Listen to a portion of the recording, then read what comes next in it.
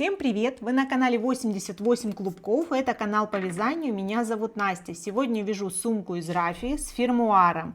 Использую нить фирмы Вяжи еще, очень красивые оттенки цвета у этого производителя. Нить благородная, имеет матовый оттенок, достаточно широкая и с экономичной намоткой. В 200 граммах 240 метров. Это стопроцентная натуральная целлюлоза.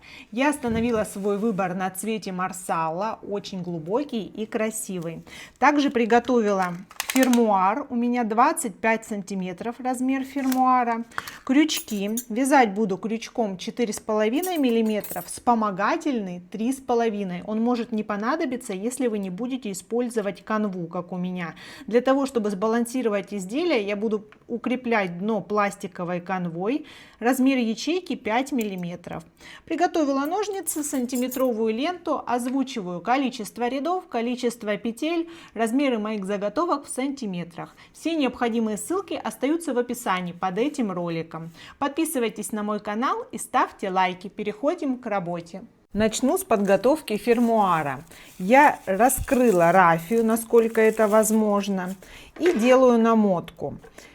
Первый оборот креплю с помощью клея карандаша. Далее уже по необходимости буду добавлять клей только в некоторых зонах. Здесь намотка идет достаточно ровно и аккуратно. Вот, допустим, через 1,5, через 2, через 3 шага оборота проклеиваю для того, чтобы зафиксироваться. Вот так аккуратно, достаточно плотно обматываю по всему периметру. Фермуар готов, пока убираю его в сторону. Нить плоская, и хорошо бы подматывать для вязания ее на опоре, для того, чтобы она разматывалась с мотка ровно, без перекрутов. Я беру начало мотка и набираю 13 воздушных петель. Набрасываю нить на крючок 4,5 миллиметра, подхватываю длину рабочей нити, первая петля. И далее последовательно, не очень туго, достаточно свободно, 13 воздушных. Готово. Далее переворачиваю цепочку воздушных петель и вставлять крючок буду в заднюю перемычку. Первую петлю пропускаю, она уходит на петлю подъема. Вторая точка от крючка, задняя перемычка, провязываю столбик без накида. Далее следующая точка, столбик без накида. Получается до конца ряда 12 столбиков. В конце каждого ряда петля подъема. Переворачиваю полотно, край начала направляю в полотно, буду ввязывать ее вторым рядом. Каждый следующий ряд вяжется одинаково. Петля подъема пропускается в следующую точку. За обе дужки кромочной косы я подхватываю рабочую нить и провязываю столбик без накида. Вяжу достаточно свободно, для того, чтобы нить не была перетянута. После отпаривания петли станут на свое место и изделие преобразится. Сейчас у меня в каждом ряду 12 столбиков без накида. Навязываю рядами туда-обратно необходимый размер донышка. Донышко прямоугольное. Это размер прямоугольника по короткому краю. Сейчас буду навязывать прямоугольник по длинному краю. То есть количество рядов достаточно внушительное.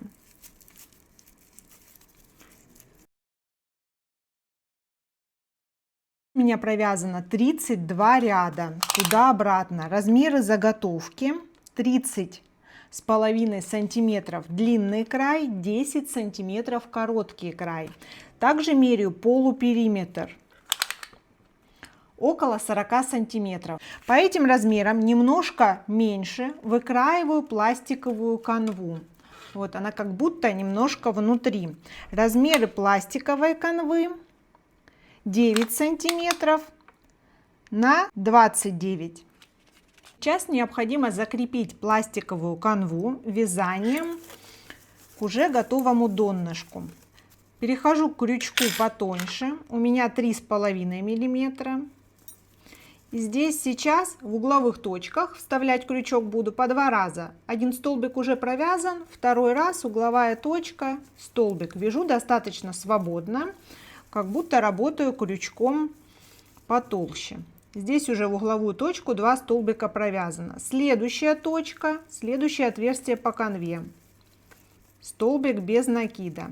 И так далее. Вставляю крючок напротив каждого ряда 1 раз. Здесь отверстия по канве могут не совпадать.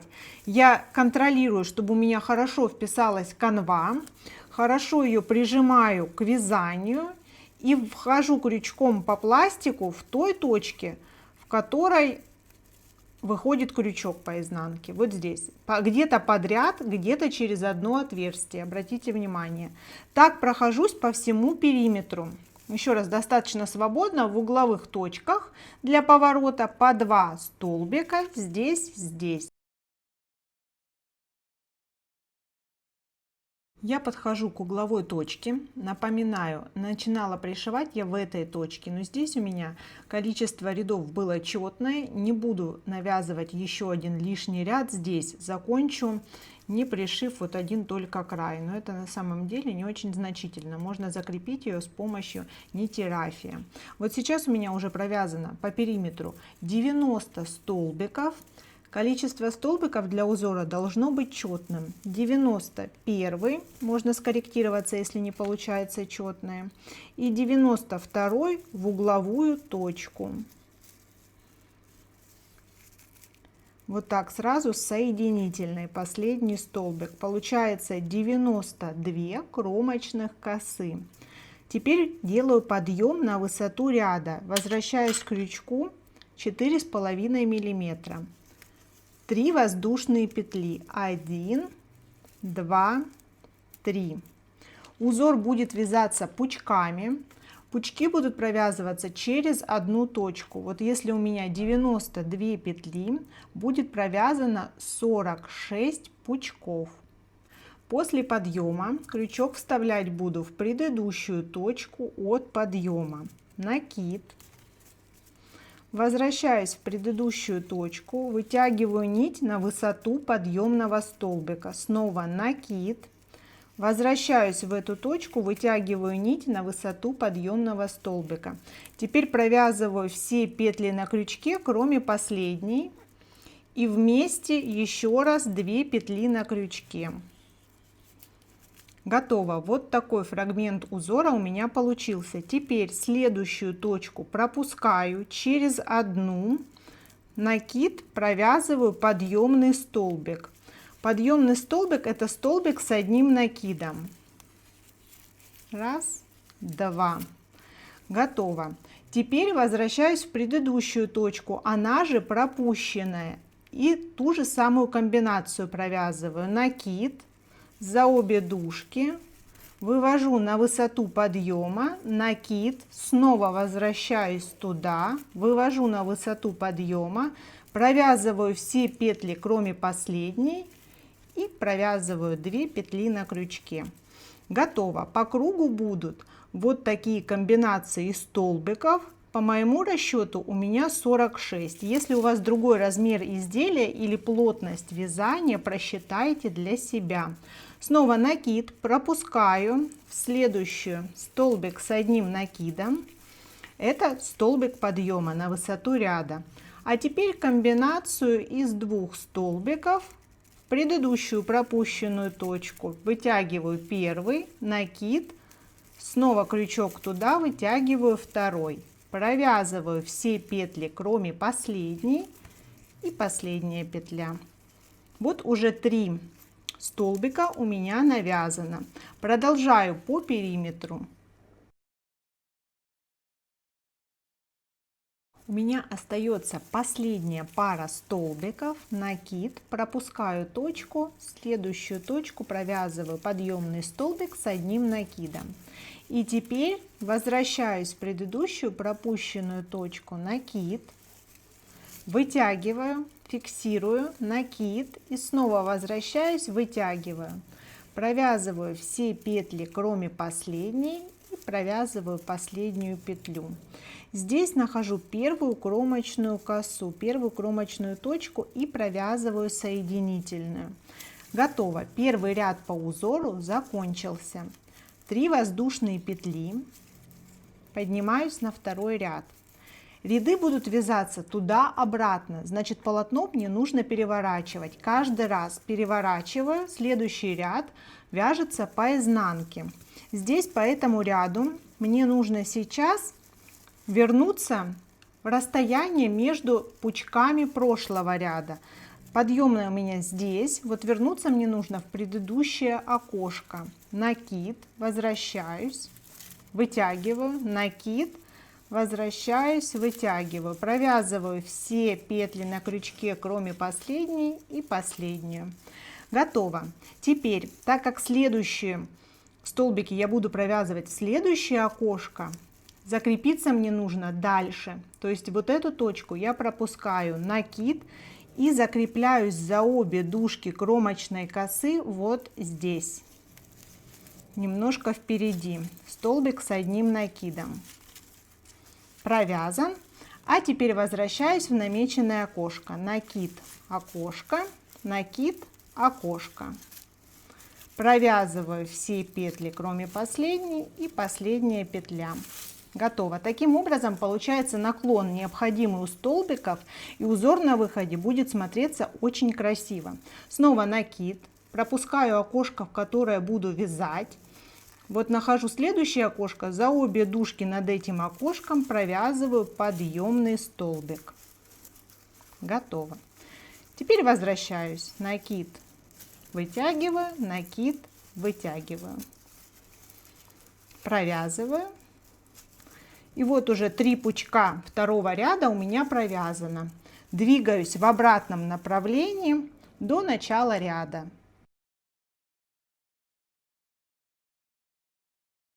Заканчивается второй ряд, и здесь внимательно, вот пучок первый провязан, совсем рядом в окошко, куда я должна провязать подъемный столбик за обе дужки. Провязываю этот столбик.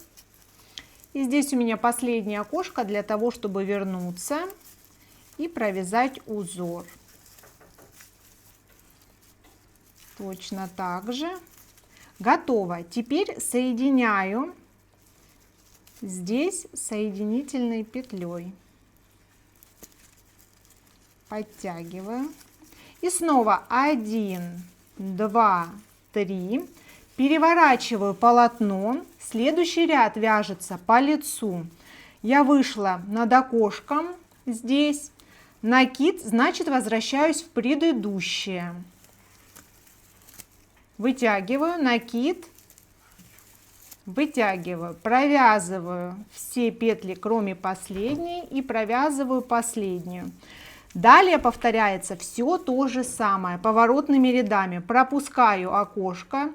Над следующим за обе дужки подъемный столбик с одним накидом. И теперь непосредственно сам узор в предыдущее окошко. Раз, накид, 2.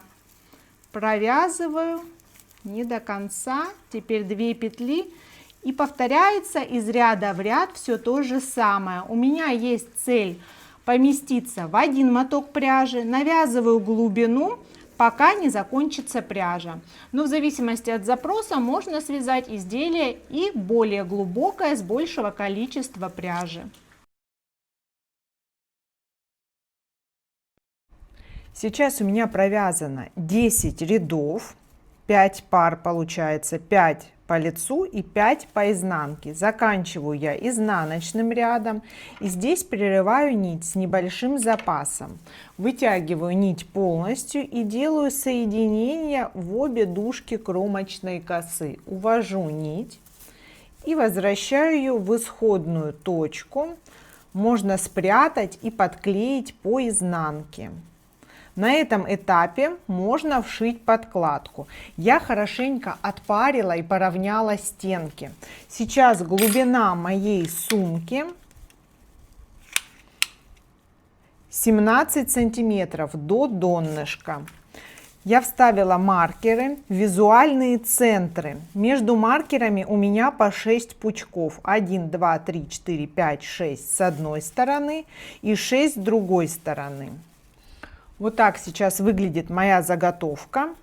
Здесь я уведу подклею. И мне сейчас нужно выйти на новый ряд. Эта часть будет проймой под ручки. Можно оставить пройму пошире, на ваше усмотрение, но мне достаточно, и я ориентируюсь на ширину своей кисти. Здесь, в этой точке, я сейчас буду закладывать следующий ряд. Он у меня идет по лицу, так как предыдущий шел по изнанке. За обе дужки вставляю крючок и провязываю подъем на высоту ряда. 1, 2, 3 воздушных. Здесь рабочую нить подтягиваю. Этот край вяжется в полотно. Теперь накид. Возвращаюсь в намеченное окошко. Вытягиваю длину нити. Накид. Возвращаюсь. Длина нити. Провязываю все петли, кроме последней. И завершаю мой пучок. Далее все то же самое, как и ранее, по высоте сумки. Только вязать я буду не по кругу, а до вот этого маркера. Здесь, соответственно, накид. Нахожу окошко в следующую точку, закрепляюсь и провязываю столбик с одним накидом, как высоту ряда. Далее накид, возвращаюсь в окошко. Накид, еще раз, провязываю все петли, кроме последней, и последняя петля. Так продолжаю до этого маркера.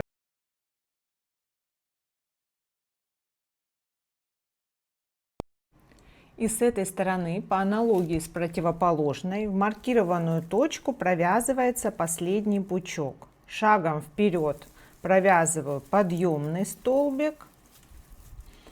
Теперь можно удалить маркер, чтобы не мешал. Накид, в окошко первый стежок, второй в это же окошко, провязываю все петли, кроме последней, и завершаю. Готово. Теперь я выхожу на высоту обратного ряда. 1, 2, 3. Переворачиваю вязание. Здесь внимательно. Вот первое окошко. 3 подъемные. Вынимаю крючок из петли, нахожу следующую точку после окошка за обе дужки, подхватываю подъемный столбик и вывожу его с этой стороны. Здесь еще раз 1, 2, 3. Здесь очень внимательно. Эти 3 петли у меня как будто легли в ряд. Накид, возвращаюсь в окошко.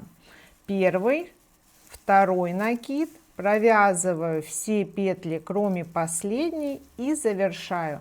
Таким образом, этим пучком прикрыты лежащие петли подъемные прошлого ряда, и я аккуратно перешла на обратный ряд по изнанке в некруговом вязании. Снова накид, на шаг вперед подъемный столбик с одним накидом, и теперь возвращаюсь, провязываю пучок по узору. Так далее обратный ряд. В это отверстие, в эту арку будет провязан последний пучок в этом ряду. Здесь точно так же последний пучок. Чтобы не было подъема, сильно у меня он не торчал, я делаю его вот в эту кромочную косу, которая прям находится над окошком текущим. За обе дужки провязываю столбик с одним накидом. И здесь же накид, возвращаюсь в это окошко, первый столбик, второй, и провязываю. Готово. Укорачиваю нить с небольшим запасом и вытягиваю кончик. У меня с этой стороны кончик остается, далее спрячется. С этой стороны от маркера до маркера точно так же вывязываю 2 ряда, после чего хорошенько отпариваю мою сумку. Я связала по 2 ряда с одной и с другой стороны. Здесь у меня угол выпуклый, здесь впуклый. Сейчас при отпаривании я максимально ставлю столбики на свои места. Здесь стараюсь вытянуть, а здесь выправить в другую сторону. То же самое с этой стороны. Край нити вытягиваю полностью. Его запаса у меня осталось совсем немножко. Он пойдет на соединение моей основной части с фермуаром. Сейчас хорошенько отпариваю и возвращаюсь к работе. Я уже расправила длину нити и начну с этой точки, где нить у меня закончилась. Здесь маркированы равноудаленные точки с одной стороны и, соответственно, с другой. Еще раз проверяю, вставляю маркер. Готово. Теперь можно немножко открыть верхнюю часть сумки и понять, что точка маркирования должна прийтись ровно на сгиб фермуара. Вот здесь. Здесь равномерно распределяю фермуар. Вот так будет выглядеть ручка по той стороне, где у меня вывязана ниша. Здесь еще раз примеряюсь, маркер совпадает, и начинаю плотно и достаточно ровно, точно так же, как обмотка фермуара, вокруг проводить свою нить. Здесь вставляю за обе дужки иглу по кромке. Хорошенько протягиваю, прям подтягиваю. Это первая петля, чтобы здесь не было какой-то слабины дополнительной. И точно так же через определенное количество точек помогаю клеем карандашом, чтобы зафиксироваться. Вот так. Фиксирую, чтобы петли не расходились. Снова расправляю, подмазываю и продолжаю. Соответственно, с одной и с другой стороны. Здесь я подхожу к этому краю и уже подклеила остаток нити. Здесь у меня угол выпуклый, то есть я немножко хочу его уравнять. Здесь это не потребуется. С той стороны, соответственно, также буду уравнивать вот этот угол. Здесь прям подхватываю, уже закончились у меня кромочные петли, можно еще здесь с краю подхватить на всякий случай, лишний оборот не помешает для крепости. И теперь подхватываю предыдущий ряд, не по текущему ряду, а по предыдущему ряду подхватываю прям 2 ниточки тоже, чтобы было покрепче. Вытягиваю, здесь у меня совсем небольшой запас, промазываю его. И вокруг моего фермуара еще раз возвращаю нить в эту же точку, хорошенько подтягиваю, чтобы она приклеилась. Еще раз здесь хорошо промазываю. Готово. С этой стороны делаю все то же самое. Сумка готова. У меня предусмотрен вкладыш органайзер. Можно вшить подклад, как я ранее говорила, на этапе до фермуара. Мне потребовался ровно 1 моток пряжи. Будьте внимательны, осталось всего 4 метра, то есть пряжи тык в притык. Если ваше вязание подразумевает больший расход, чем у меня, сэкономьте нить на рядах, то есть начните вывязывать нишу за ряд до того, как это начала делать я. То есть 1, 2, 3, 4, 5, 6, 7, 8, 9 рядов глубины и переходите сразу на нишу. Сумочка очень стильная, вместительная, функциональная и достаточно колоритная. Здорово будет смотреться в любом цвете. Размер готового изделия 36 сантиметров ширина. Эффективная глубина 22 сантиметра, плюс донышко 10 сантиметров в ширину. Все необходимые ссылки остаются в описании под этим роликом. Подписывайтесь на мой канал и ставьте лайки. Будет много интересных видео. Всем пока!